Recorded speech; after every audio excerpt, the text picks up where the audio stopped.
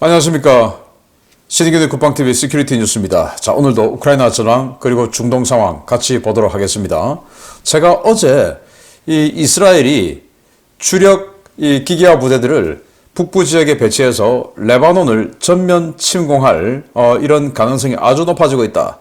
그래서 현지 언론도 전면 침공 곧 시작된다 라는 보도들이 줄지어 나오고 있다 라는 말씀을 드렸는데, 자, 이번에 또 미국입니다. 미국이 그동안 바이든 대통령이 굉장히 소극적인 자세를 보여왔는데, 제가 어제 이 시큐리티 뉴스를 통해서 시리아 지역에 있는 미군 기지가 공격받았는데, 드론 공격받았는데 그거 다 요격했다라고 말씀을 드렸는데, 그게 1차 공격이었고 그 이후에 대량 공격이 들어온 거예요. 그래서 미국의 공식 발표상 3명의 미군이 죽었고 25명이 외상성 뇌 손상을 입었다고 합니다. 그래서 도저히 이건 이 정권 차원에서 이걸 그냥 묻어두고 갈 수 없는 이런 상태가 된 거예요. 미군이 공중급유기, 대형 수송기 등등이 갑자기 중동 지역으로 어마어마하게 지금 날아가고 있습니다. 이게 뭐냐? 전면 공격할 가능성이 있죠. 누구를? 바로 그 공격을 감행한 자들, 바로 이란입니다. 이제 미국과 이란의 상황까지 확전되는 이런 모습이 됐는데, 어떻게 진행되고 있는지 말씀드리도록 하겠습니다. 자, 우크라이나 전황 먼저 보겠습니다. 우크라이나 전황도 굉장히 많습니다.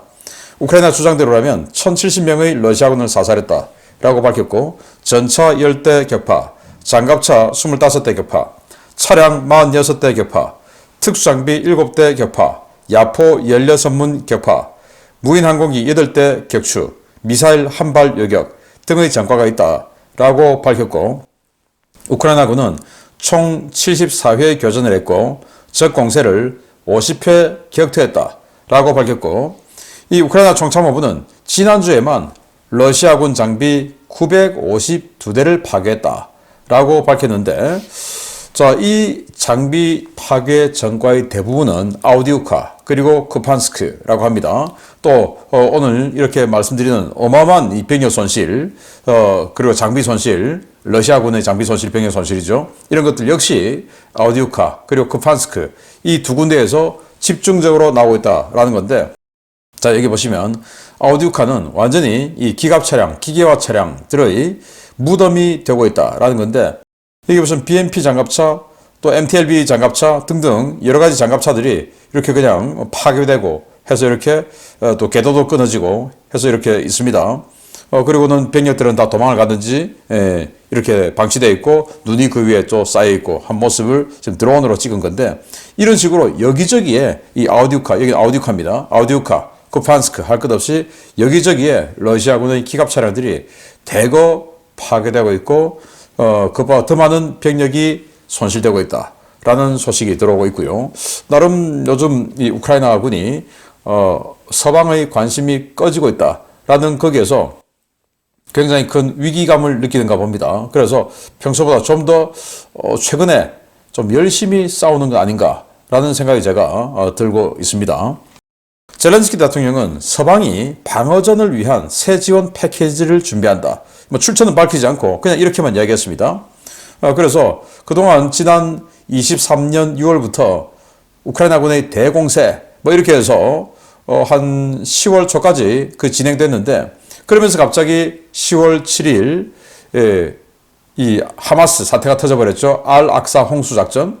그러면서 모든 관심이 이스라엘로 가버렸습니다. 그러면서 이제 작년 23년 10월부터 지금 이제 한 3개월 다 돼 가는데, 이 3개월 정도는 우크라이나에 대해서 비난을 해도 아무도 뭐 이상한 상황이 되지 않은 거예요. 그 전까지만 해도 우크라이나를 비난하거나 하면 좀 정의롭지 못한 사람 뭐 이런 식으로 비춰지는 시기가 전 세계적으로 있었고, 전 세계의 지도자들도 그래서 우크라이나에 대해서는 조심해야 하는데, 희한하게도 작년 10월 이스라엘 사태가 터지면서 그냥 뭐 우크라이나에 대해서 가감없는 이야기를 할 수 있는 그런 세태가 되었어요. 그걸 이제 우크라이나도 위기를 느끼는 거죠. 그래서 이제는 사실은 현실적으로 공세는 더 이상 할 수 없고 방어전, 여기에서 그냥 스탑하는 이런 방어전을 하는 그런 상황인가 본데, 그 방어전을 위한 새 지원 패키지를 준비하고 있다 라고 젤렌스키는 국민들을 안심시키고 있고, 우크라이나 국방부는 프랑스가 매월 3,000여 발의 포탄을 공급할 것이다, 그렇게 약속했다라고 하면서 이 자신감을 보이는데, 3,000여 발이면 한 달에 3,000여 발이면 이거 3,000여 발 가지고 하루 쏘면 되죠.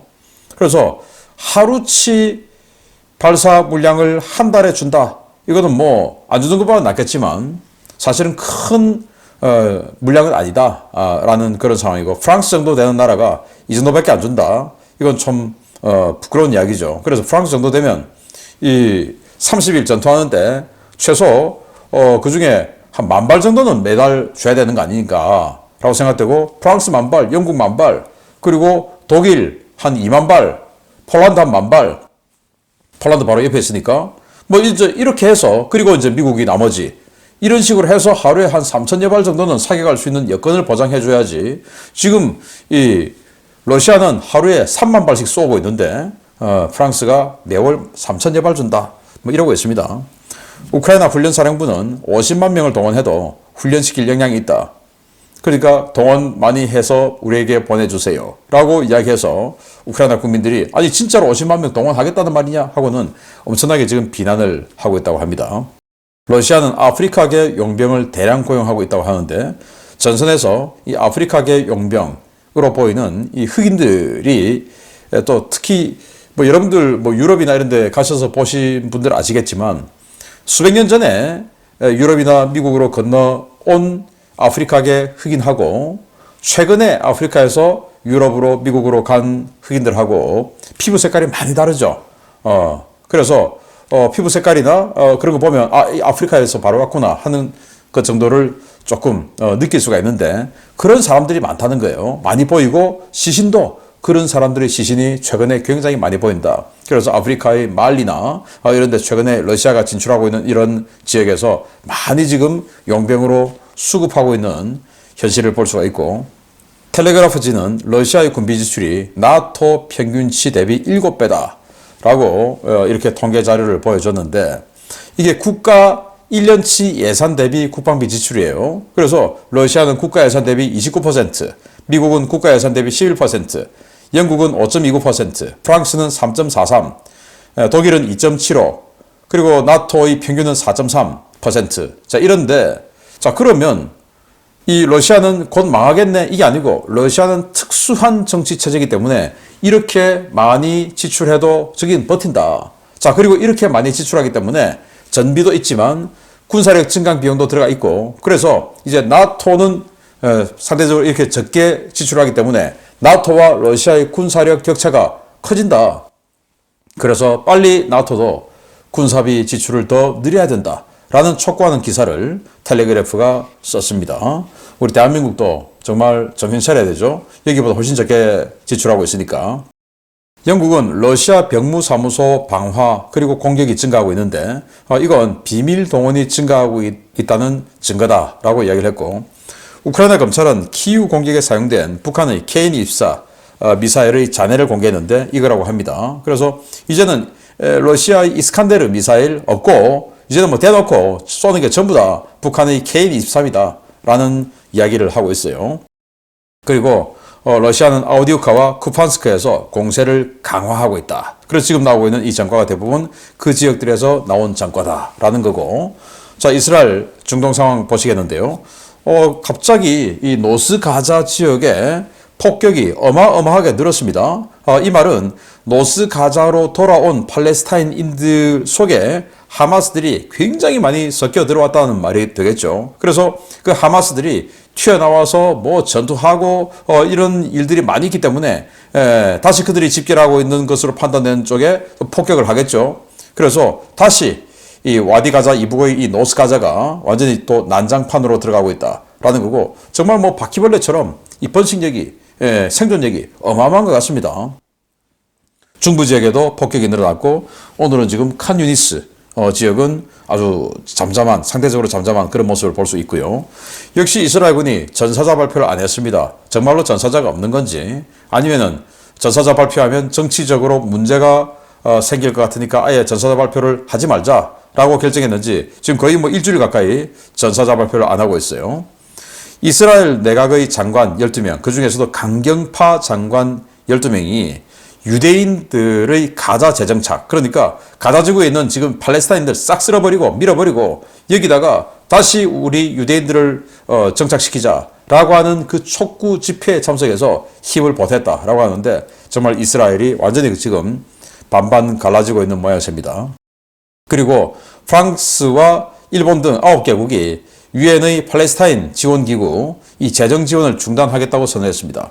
어제 미국, 영국, 이탈리아, 핀란드 등 뭐 이런 나라들이 이 유엔 팔레스타인 난민기구 지원 기구 여기 재정 지원을 중단한다. 왜냐? 여기에서 이 직원들이 직접 하마스인 경우가 많이 발견되고 이들이 직접 전투행위하고 이들이 직접 민간인 사살하고 또 이들이 직접 지금도까지도 계속 선전전하고 하는 그 모습들을 너무나 지금 많이 식별한 거죠. 그래서 이 미국, 영국, 이탈리아 등이 우리는 이제 지원 안 한다라고 했는데 여기에 추가로 지금 프랑스나 일본 등도 지원 못 해주겠다. 진상적 조사 제대로 해라 라고 촉구를 했고 유엔 사무총장도 10월 7일 공격에 유엔 팔레스타인 지원기구 그 직원이 대거 가담한 것을 확인했다 라고 이야기했어요. 자, 그래서 이 뭐 유니세프 마크죠. 뭐 이런 것들 이렇게 하면서 이들이 직접 전투원으로 활동하고 10월 7일 날도 직접 그들이 전투를 하고 또 그들이 이 사무실에서 유엔 팔레스타인 난민기구 사무실에서 인질들을 고문하고 했던 그런 증언과 증거들이 너무나 많이 나왔다는 거죠. 그래서 유엔 사무총장까지도 지금 이런 이야기를 하고 있으니 이 사태의 명분이 어디 있느냐라는 거 이제는 일반 시민들도 알 수 있게 되는 거죠. 북한을 찬양하고 중국을 흠모하고 러시아를 지지하고 이란을 지지하고 하는 이 자들 똑같죠. 희한하게도 똑같아요. 이 자들이 10월 7일 날 그 잔악한 살인 행위를 한 하마스도 지지해요. 북한, 중국, 이란, 러시아 지지하는 자들이 하마스까지 지지해요. 정말 기가 막힌 평행 이론인데 나는 어디에 서 있나 한번 생각해 보셨으면 좋겠습니다. 그리고 이스라엘은 유엔 조사단이 가자지구 북부 지역에 방문하는 것을 승인했다고 합니다. 왜냐? 여기에 뭐 민간인 포격하고 민간인 지역 포격하고 병원 포격하고 유엔 난민기구 이스라엘이 공격하고 했다라고 자꾸 선전 나오는데 그래 당신네 들어와서 봐라. 이제 이스라엘이 그런 거죠. 그래서 세부 일정을 조율 중이다라는 거고 자신 있다 이거죠. 네타냐후 총리실은 인질 협상이 건설적이다. 아직 상당한 이견이 있다라고 이야기했는데 이게 뭐냐? 미국 CIA 그리고 이스라엘의 모사드 국장 그리고 이집트의 정보청구 국장 그리고 카타르 총리 이 4명이 지금 프랑스 파리에서 계속 인질 어떻게 할 거냐 하는 협상하고 있죠. 이게 좀 건설적으로 잘 진행되고 있지만 네타냐후 총리실의 입장으로는 아직은 상당한 이견이 있다. 그렇지만 계속 진행하고 있다라는 거고 팔레스타인 부총리죠. 지금 이제 파타 소속의 정치인이 부총리를 하고 있는데 이 파타니까 자 하마스 우리 선거하자. 그래서 선거에서 니들이 이기면 모든 권력을 넘겨줄 용의가 있다. 그렇지만 선거집에 니들도 그만둬라. 자, 이 이야기를 하는 거죠.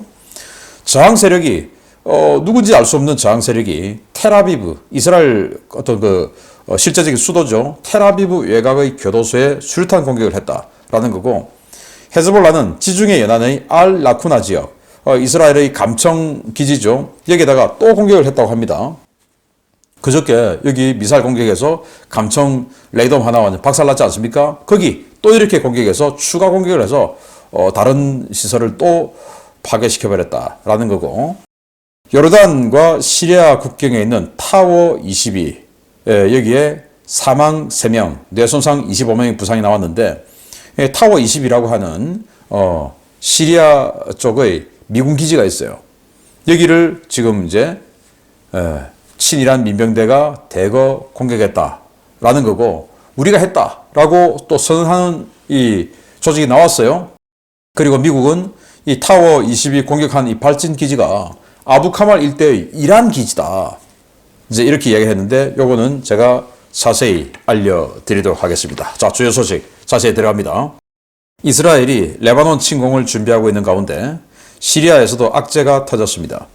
이란이 직접 통제하는 시리아 군벌 조직이 요르단과 시리아 접경 지역에 있는 미군 기지를 공격해 대규모 사상자가 발생한 사건으로 미국 여론이 들끓고 있습니다. 대규모 군사작전에 반대해온 조 바이든과 제이크 설리번도 이제는 방법이 없을 것 같습니다. 중동 전역의 이슬람 저항 세력은 미국과 이스라엘이 주도하는 침략 행위에 결연히 맞설 준비가 되어 있으며 전면전이 발발하면 텔아비브는 1000기의 미사일로 불바다가 될 것이라고 헤즈볼라가 현재 시각 1월 29일 주장했습니다. 레바논 베이루트에서 거점을 둔 헤즈볼라 반관영 위성 채널인 알 마야디는 전쟁이 발발하면 2시간 이내에 텔아비브에 1000개의 미사일이 떨어질 것이며 이들 가운데 일부는 정밀 타격용 미사일로 목표 건물들을 정확하게 타격할 수 있다라고 주장했습니다. 이 방송은 헤즈볼라 고위 관계자를 인용해서 헤즈볼라는 다음 전쟁의 목표로 텔아비브 시내의 몇몇 고층 건물에 대한 표적화 작업을 마쳤다라고 밝히면서 헤즈볼라의 무력에 겁을 먹은 이스라엘 북부지역 사령관은 국경지역 병력들에게 저항 세력과의 대결을 확대하지 말라고 지시했다라고 주장하며 이스라엘의 심기를 건드리는 것도 잊지 않았습니다. 헤즈볼라가 이스라엘, 레바논 국경지역에서 대규모 확전에 대비한 미사일 공격 준비를 서두르고 있고 요르단과 시리아 접경 지역의 미군 기지가 피습돼 개전 이래 최대 규모의 인명피해가 발생하자 미국도 대규모 군사작전을 준비하고 있습니다. 조 바이든 미국 대통령은 현지 시각 1월 28일 타워 22 피격 사건에 대해 직접 브리핑하면서 이번 사건으로 3명이 숨지고 최소 34명이 다쳤다라며 미국은 미국이 선택한 시간과 방법으로 이번 공격을 주도한 세력에 책임을 물을 것이라고 경고했습니다. 타워 22는 시리아와 요르단 지역에 배치된 미군을 지원하기 위한 정보 및 물류기지로 그동안 친이란 민병대의 공격이 단 한 차례도 없었던 곳입니다.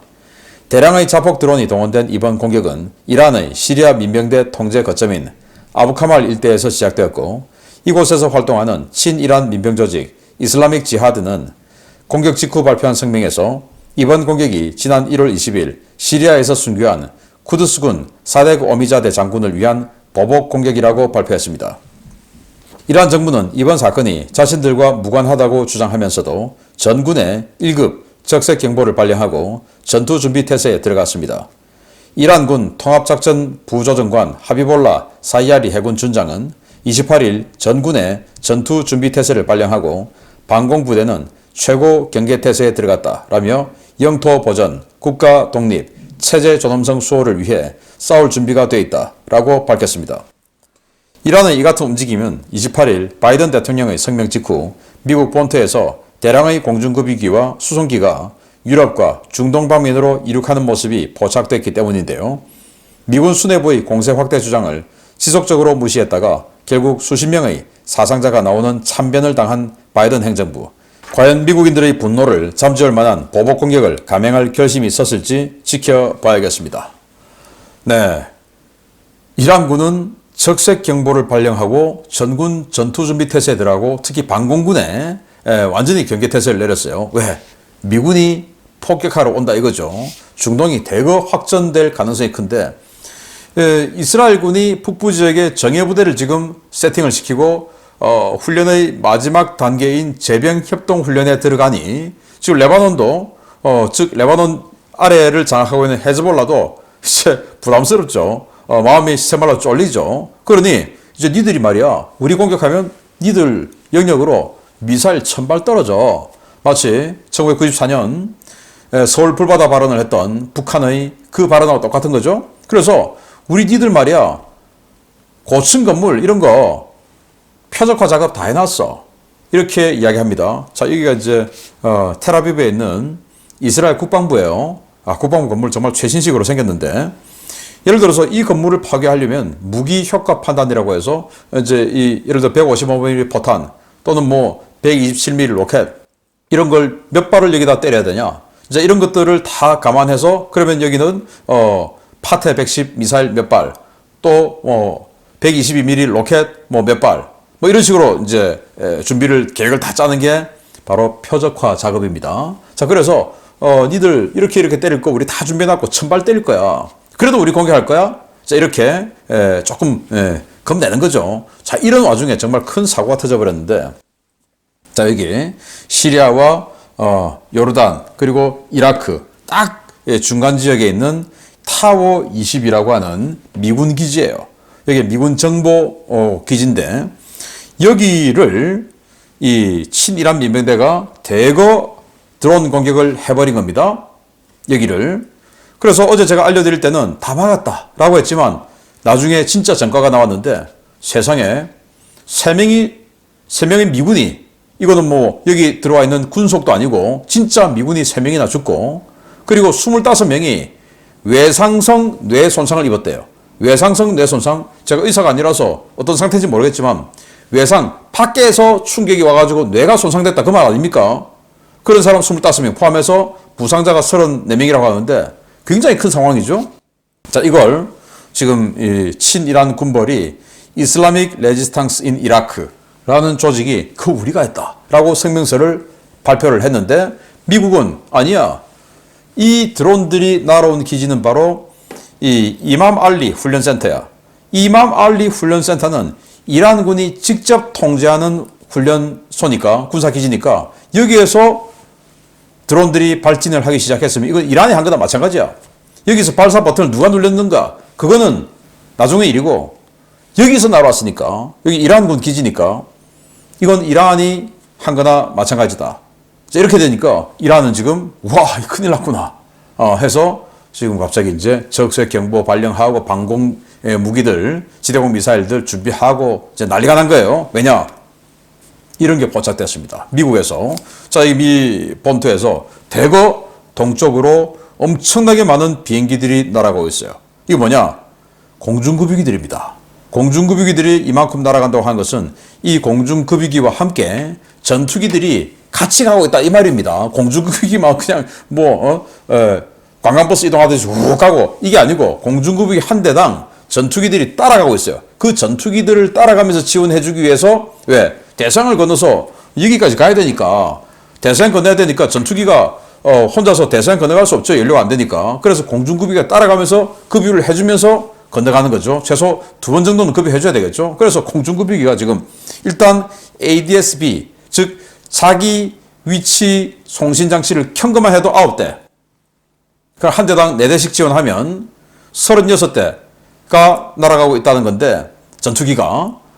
그런데 안 켠 것들도 더 많겠죠. 자, 이런 식으로 날아가고, 또 다른 그 정보 보면 수송기까지 이렇게 많이 있어요. 왼쪽은 이제 공중급유기고, 여기 오른쪽 수송기 날아가는 항적들이 이렇게 많이 있다. 수송기는 뭐냐? 탄약 싣고 가겠죠.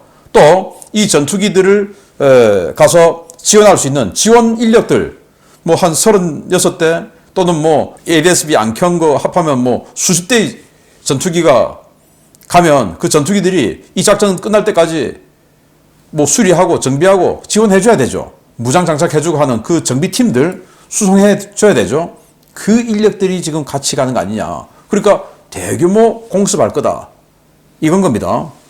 그러니 여태까지는 바이든 대통령은 어떻게 하든지 확전을 안 하려고 했는데, 이제 실제로 미군이 3명이나 죽어버렸고, 또 외상성 뇌손상을 25명이나 입었기 때문에 또 추가 사망자가 얼마나 더 나올지 모르죠. 이건 이제 미군이 더 이상 침묵하고, 이건 아니다, 물에 빠졌다, UDT, 네이비실 물에 빠졌다, 이렇게 숨겨서만 될 일이 아닌 상황이 되었죠. 이제 움직여야 됩니다. 왜? 선거가 코앞에 왔으니까. 미군이 적의 공격에 의해서 죽었음에도 불구하고 침묵하고 있는 미군, 우리가 그동안 상상이나 했습니까? 바이든 정부가 지금 그 상태로 된 종이홀랑이가 되어버렸으니까 선거에서 이길 수가 없죠. 이제 바이든 정부가 어떤 선택을 할지. 그런데 이름에도 불구하고 뭐 이슬라믹 레지스탕스 인 이라크, 그런 민병 조직 몇 번 때리고 하고 말 것 같으면, 즉 사태를 좀 축소하고 생색이나 내고 하는 척만 하는 그런 상황 같으면 미국인들이 그건 모르겠습니까? 그럼 또 미국인들이 또 여론이 들고 일어나겠죠. 이게 미국이냐? 그런데 이란을 또 때리기 시작하면 이건 이제 한도 끝도 없어지고, 그래서 어떻게 하든지 간에 완전히 궁지에 몰리고 있는 바이든 정부 상황인데, 계속 여러분들께 누구보다도 발빠르고 정확하게 알려드리도록 하겠습니다. 마치겠습니다. 감사합니다.